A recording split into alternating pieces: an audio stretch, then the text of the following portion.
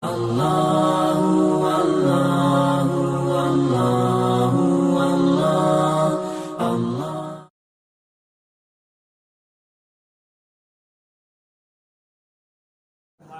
Berkeliling melihat siapa yang tidak mampu, siapa yang harus dibantu. Sebegitu hebatnya Umar. Pertanyaannya kan kenapa berani sampai seperti itu? Karena memang stok logistiknya cukup. Kenapa stok logistiknya cukup? Concern umat ketika itu terhadap ekonomi bagus. Itu satu hal. Saya lalu melihat mengenang-kenang itu. Itu satu hal ya, saya kenang-kenang itu. Saya pindah ke Bogor dari Jakarta. Saya pindah ke Bogor. Di Bogor, saya belum ketemu tempat yang sebenarnya semua tempat sama, semua masjid sama. Cuman nyari yang apa ya, yang senang aja gitu, nyari yang senang. Jadi subuh saya jalan-jalan sini, ini coba cari yang lain sini, cari yang lain sini. Tanpa sadar saya melihat loh, jamaah subuh ini ternyata orangnya itu aja. Karena ketika saya putar-putar, ketemunya itu aja. Karena saya orang baru, saya nyari tempat, maka saya berkeliling. Saya lihat orangnya itu aja. Satu. Yang kedua, orangnya rata-rata di atas 35 tahun yang sholat subuh di masjid. Enggak saya temuin seperti sholat isya atau maghrib. Yang ketiga, saya lihat ini yang paling menarik. Jamaahnya itu jamaah yang sudah punya ikatan batin dengan masjid yang sholat subuh itu. Saya potret itu, saya lalu di rumah saya coret-coret. Apa yang bisa kita lakukan terhadap hal ini, fenomena ini? Lalu saya coba-cobalah baca-baca dikit referensi. Saya melihat bahwa satu, fenomena berpikir hari ini itu harus sederhana. Udah nggak laku metode berpikir yang kompleks, yang sophisticated, yang rumit, yang ruwet, itu udah ditinggalin. Ini tuh contoh sederhana. Handphone tuh menyederhanakan banyak hal. Dan ini potret dunia pada hari ini. Maka sebagaimana teori-teori baru dalam bidang ekonomi, nggak apa-apa ya ngomong dikit teori-teori itu ya. Teori-teori baru dalam bidang ekonomi hari ini tuh bergeser dari teori-teori yang sophisticated di tahun-tahun 70-an. Dulu kalau nggak ruwet, saya kayaknya kuliahnya nggak sukses. Kalau nggak ngajar nggak tren, kalau nggak ruwet. Sekarang nggak bisa ruwet ditinggalin. Simple, praktis, sederhana. Tinggalkan soal-soal berpikir yang ruwet. Berangkat dari fenomena itu, lalu saya berpikir, ini masih ada pikiran sederhana yang kita diskusikan. Ada whiteboard ya, biar saya bisa coret-coret sedikit. Oke, terima kasih. Ada beberapa fenomena yang lalu saya gabung-gabungkan. Pertama, saya ketemu dengan jamaah sholat subuh yang fanatik. Saya mau tanya teman-teman, sepakat gak ini? Jamaah sholat subuh berjamaah ya, itu cenderung fanatik. Yeah. Ada kesepakatan kita di sini? Yeah. Supaya kita sama pikiran. Radikal. Ada ya? Oh, itu kayak Menteri Agama aja. Sepakat ya? Fanatik. Oke. Dari yang tanpa sengaja saya keliling dari masjid ke masjid, rata-rata jamaah sholat subuh itu tidak kurang dari, yang paling kecil ya, tidak kurang dari 30 jamaah. Sampai dengan 75, bahkan ada yang 100 kalau masjidnya besar. Anda sepakat nggak dengan range ini? 30 sampai 75. Ya, Tepat ya? rata. Oke. Ini fenomena yang menarik. Dan setiap saya keliling-keliling, saya melihat orangnya itu aja. Artinya fix orangnya. Fanatik. Apa yang kemudian saya pikirkan adalah poin 2. Poin kedua adalah tinggalkan cara berpikir ruwet. Tinggalin tuh, buang. Teori-teori ekonomi ruwet, buang.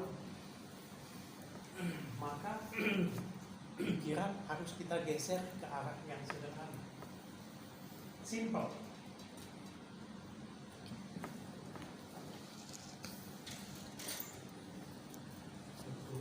Salam. Nah, ini Ya, sehat ya. Kepala suku. kepala suku. Firdaus ini kepala KFZ. Iya, KPZ. Iya. suhunya ini tadi. Oh iya, benar. Makanya harus hadir. Oh, udah benar.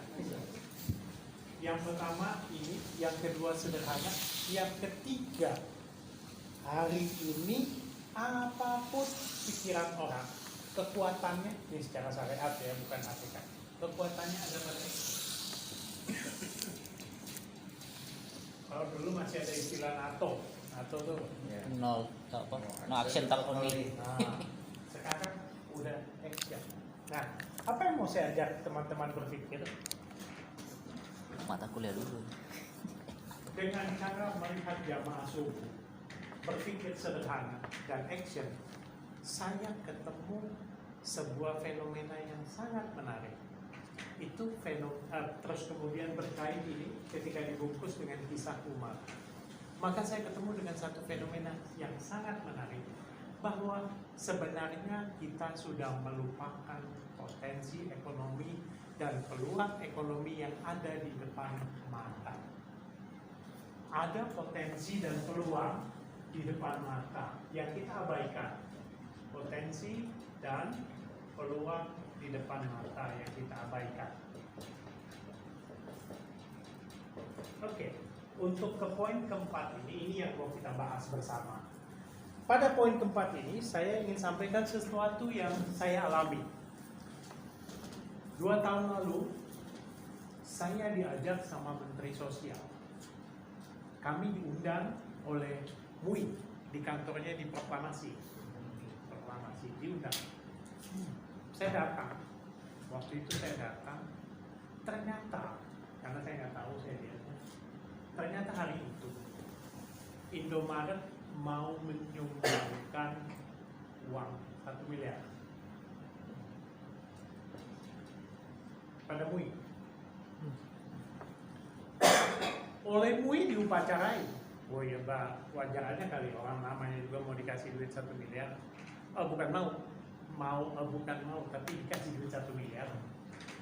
Tentu diupacarain, ada makan, ada itu, ada begitu. Pertanyaan saya, dari mana nih duit 1 miliar?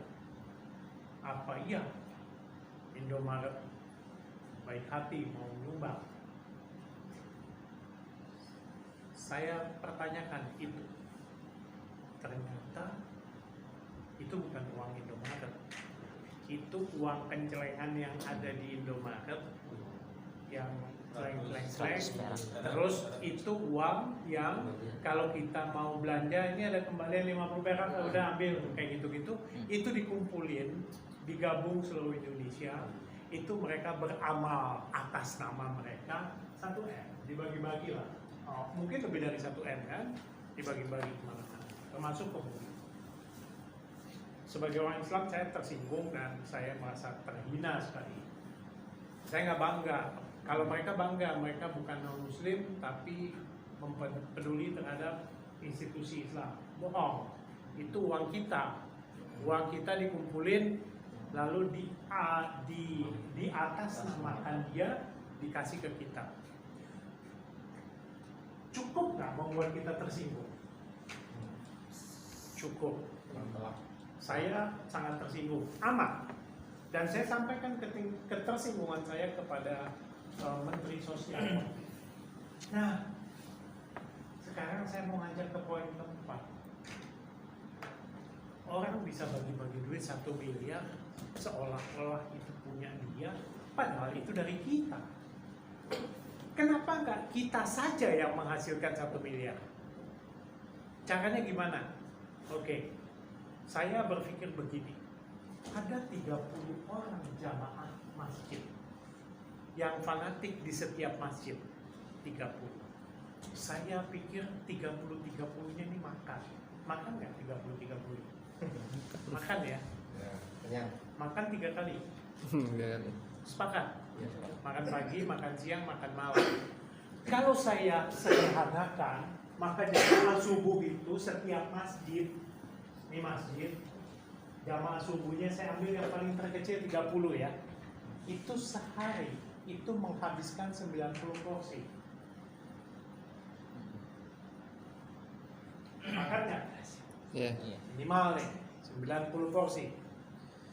Yang kedua, karena yang sholat itu rata-rata usianya di atas 35 tahun, maka saya berpikir paling tidak punya istri 1. Paling tidak. 3.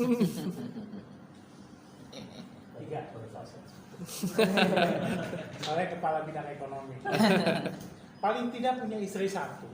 Paling tidak punya anak 2. berarti 3. Kalau saya ambil paling minimal saja, paling minimal anak berapa? 4. Siapa yang itu? Nah, 7. Oke, saya ambil 3 boleh nggak anak? Boleh, boleh. Anak 3, Tiga. istri 1.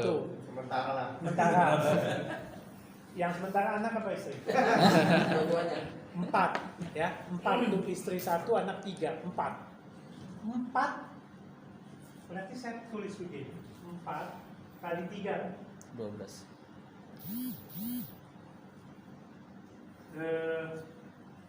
Tadi bisa 90 dari mana? 3 kali 3. 3 kali makan. 3 kali makan. Iya, jamaah subuh. 4 kali 3 sama dengan 12 12. kali 30. Ya kan 30 jamaah kan? Iya. Berapa? 6, 4, 6. 360. Betul. Tambah 90. Sama dengan 450. Benar nggak nih? Benar nggak matematikanya? Nggak usah pakai kalkulator. Benar nggak ya? Ya, benar. Ya. Artinya jamaah subuh saja membutuhkan 450 porsi per hari. Apa yang Anda mau katakan dari fenomena ini? Semuanya makan. Oke, semuanya makan. Pasti kan, insya Allah kan gitu. Kalau 450 porsi artinya Potensi. ada potensi di situ yang diambil oleh non muslim. Ada potensi di situ yang diambil orang lain. Kenapa tidak kita saja yang memanfaatkan? Kita itu siapa? Pertanyaannya kita itu siapa? Kalau kita itu Husain, forget it. Kita itu Ujang, forget it. Kita itu Faisal Firdaus, forget it.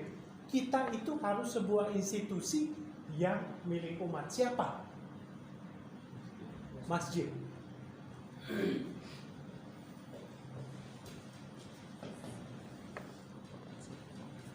Boleh nggak masjid punya unit usaha? Boleh. Kalau masjid punya unit usaha, paling tidak per hari, ini ngomong per hari dia bisa mensuplai kebutuhan 450 porsi. Ini Pak yang ke Indomaret, ini yang ke Alfa, ini yang ke Tokopedia, ini yang kemana-mana. Kenapa dia nggak belanja di sini?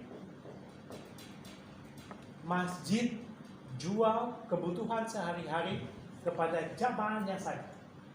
Insya Allah melobi jamaah subuh susah nggak? Enggak. Enggak lah, jamaah subuh itu saya udah keliling kok. Saya pastikan orangnya itu aja. Dan tahunan itu aja. Gampang kalau jamaah maghrib lebih longgar, jamaah isya longgar, jamaah zuhur lebih wallahu alam. Jadi subuh lebih beriman. Jadi ini ada peluang. Nah, bagaimana potensi ini kita optimalkan? Sederhana. Keuntungan penjualan masjid, keuntungan penjualan sembako di masjid itu 50% untuk pengelola. Pengelola perlu dapat duit dong, bagi 50%. 50%-nya lagi kemana? Masukin baitul mal. Sehingga umat butuh apa hari itu, apa yang urgen buat umat, masjid punya dana kas untuk dipakai. Sekarang saya mau katakan 100% yang berasal dari 50% ini selama ini kemana? Hah? Hah? Kenapa kita diam saja? Kenapa kita tidak terbayang selama ini kita dengan sukarela membantu orang-orang non-muslim supaya maju? Buka masjid, kenapa? Apa susahnya sih? Gitu. Itu yang ada dalam bayangan saya. Kalau agak sedikit emosional itu emang gaya saya. Jangan dipikirin. Nah, ini kalau kita yang kelola bisa nggak? Ada pertanyaan, saya presentasi ini di Profesor Kartawan. Ada yang tahu nama Prof Kartawan? Kartawan. Ya, guru besar dari Unpad, Rektor STID Ciamis, Sekolah Tinggi Ilmu Dakwah Ciamis, Ilmu Dakwah dan Manajemen kalau nggak salah, Dakwah dan Manajemen Ciamis.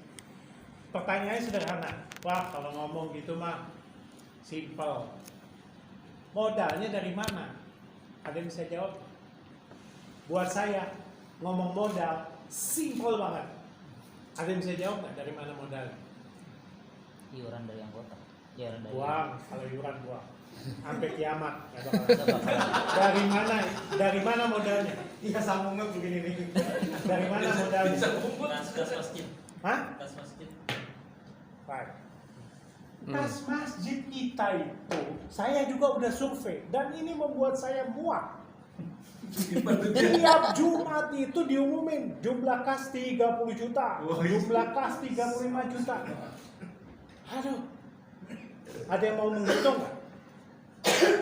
Jumlah kas masjid yang tersimpan di bank-bank, baik bank konvensional maupun bank yang baru masuk Islam. Bank syariah itu masuk Islam. Mualaf, sama aja itu sebenarnya. Yang ada jumlah uang kas masjid yang disimpan di bank hari ini triliunan. Percaya? Ayo kita hitung. Satu masjid 30 jutaan. Paling kecil, coba Istiqlal, coba Masjid Al-Azhar, coba masjid-masjid besar, coba Masjid Dewan Dakwah, pasti besar kan? Dewan Dakwah berapa kasnya? 2 Iya. Iya. 2 koma. Hah? Besar ya? Besar. Ngapain disimpan? Umat lagi susah. Ngapain disimpan? Diputar bisnis. Ngapain disimpan? Ditaruh di bank, diputar sama bank. Kita bisa pakai uang itu buat modal. Nggak susah. Oh, pertanyaan ini orang yang nggak berpikir sederhana. Kalau nggak berpikir sederhana kan yang dilihat susahnya. Peluangnya dilupain. Mari kita lihat dulu susahnya sampai kita ketemu titik yang tuh kan nggak bisa bikin. Begitu kan cara berpikir kita. Cari susahnya. Itu butuh manajemen yang luar biasa. Butuh manajemen apa? Di pasar-pasar itu orang yang jualan bonbon itu nggak ngerti manajemen bisa jualan kok. Jack Ma tahu ya? Tahu. Jack Ma Cina. tuh bilang begini. Alibaba. Alibaba. Jack Ma tuh bilang begini. Simple aja. Saya keluar rumah, saya lihat orang, saya lihat peluang. Simple aja. Jack Ma tuh orang yang berpikir simple. Saking simpelnya itu dia 17 kali ikut tes untuk jadi pegawai KFC gak lulus. Yang sekali gak mau lulus, udah yakin. Kenapa? Karena yang terakhir itu dia ikut dibutuhkan karyawan 28, yang ngelamar 29. Dia udah berpikir pasti masuk lah. Ternyata yang gak masuk satu dia. Tapi di situ dia berpikir Mungkin karena cara berpikirnya simple. Dan dia berpikir, gua mau buktiin sama dunia bahwa cara berpikir simple adalah cara yang paling benar. Apa yang terjadi? Silakan buka di YouTube juga bisa.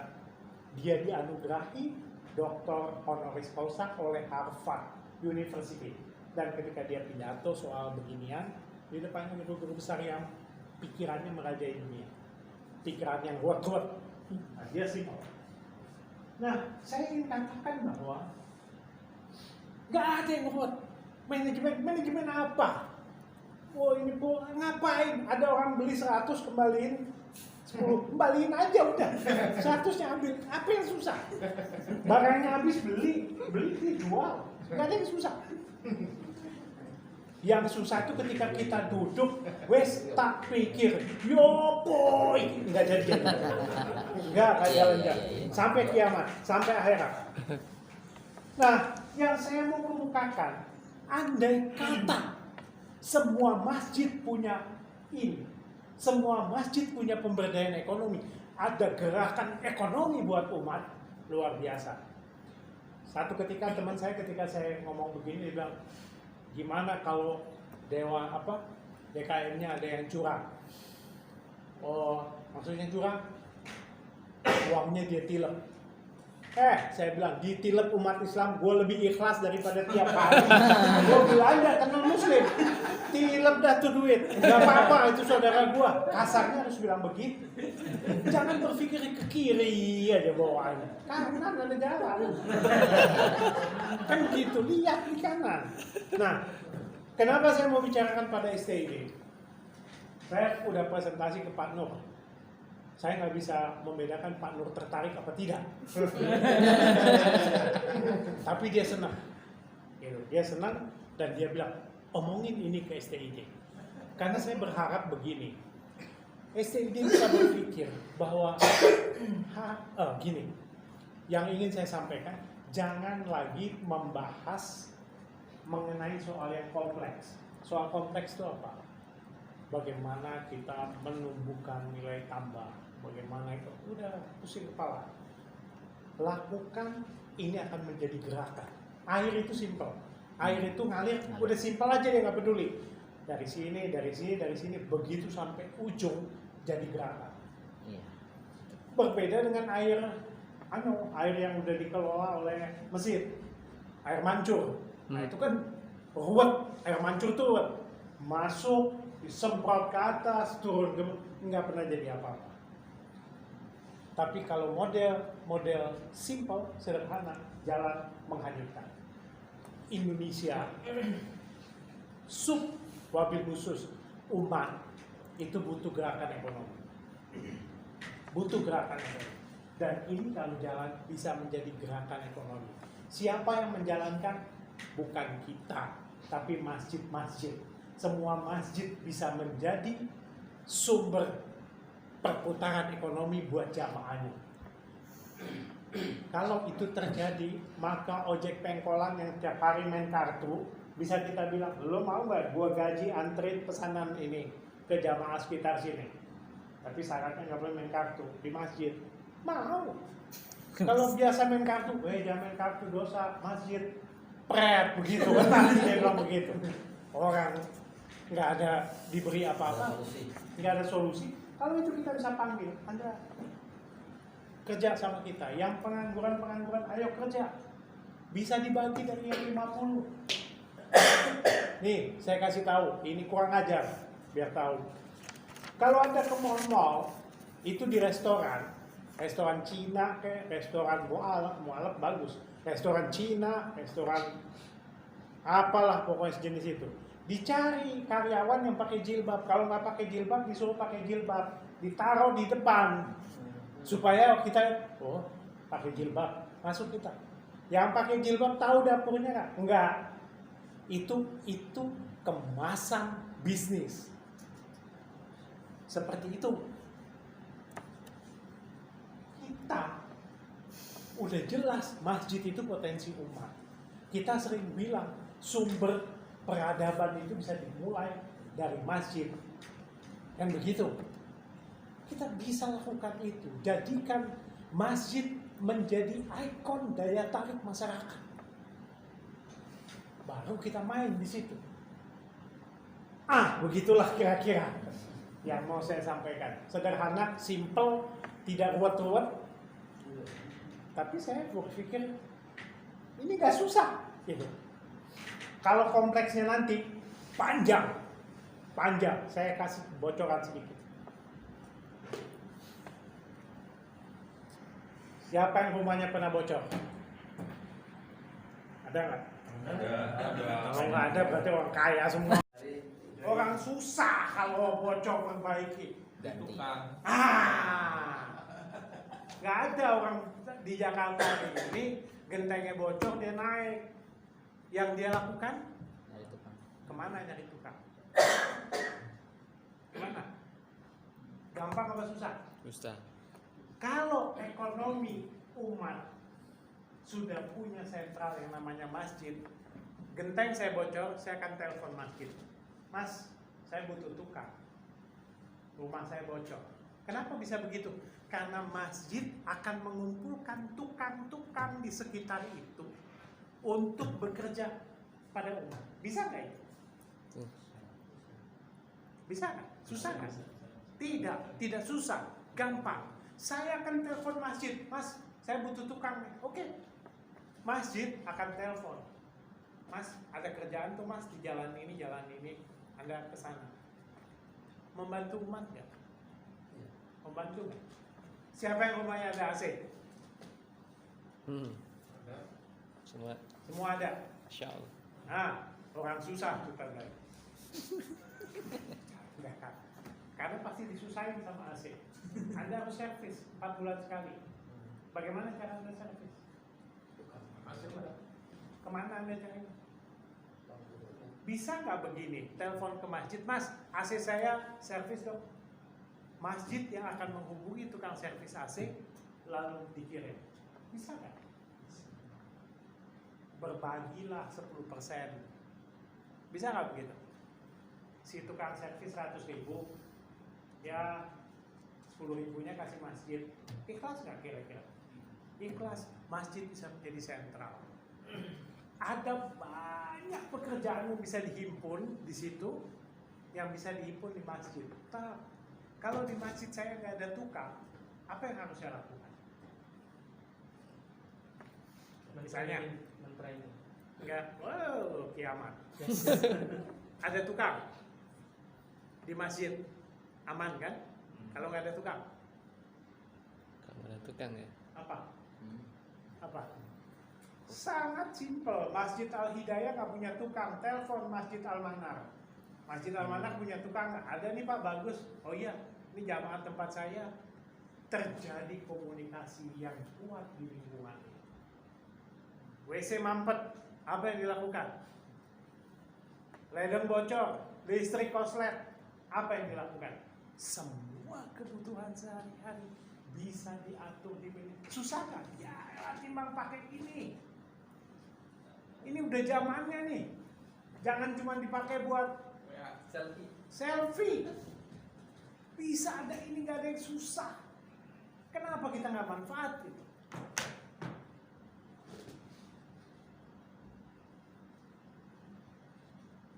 Ekonomi depan mata.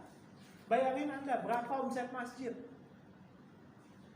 Coba, saya sebenarnya kalau jujur, tapi kan saya nggak mau digebukin orang. Kalau jujur di tikungan jalan tuh ada yang nyetop di tengah jalan gini-gini, saya pengen turun, saya pengen tendang. Pertama, buat saya itu menghina di negara yang muslim, umatnya Islam semua, buat masjid. Tangan di bawah dipamerin di mana? Tangan di bawah dipamerin. Ini kan menghina betul, bertentangan dengan ajaran kita. Yang kedua, belum tentu jujur. Ketika kepada hal-hal yang begitu kita nggak ngomong manajemen. Ada nggak yang ngomong manajemen? Di pinggir jalan tuh yang minta duit. Ya. Ada nggak yang gitu? Itu manajemennya gimana itu? Kalau terjadi penyelewengan, ada nggak yang ngomong itu? Tidak ada, kita tutup mata. Kadang itu tangan di bawah. Kalau tangan di atas, baru kita bikin ruwet, bikin susah. ini warisan kolonial menurut saya. Sorry kalau agak semangat. Emang begitu kayaknya. Ayo kita diskusi, itu aja.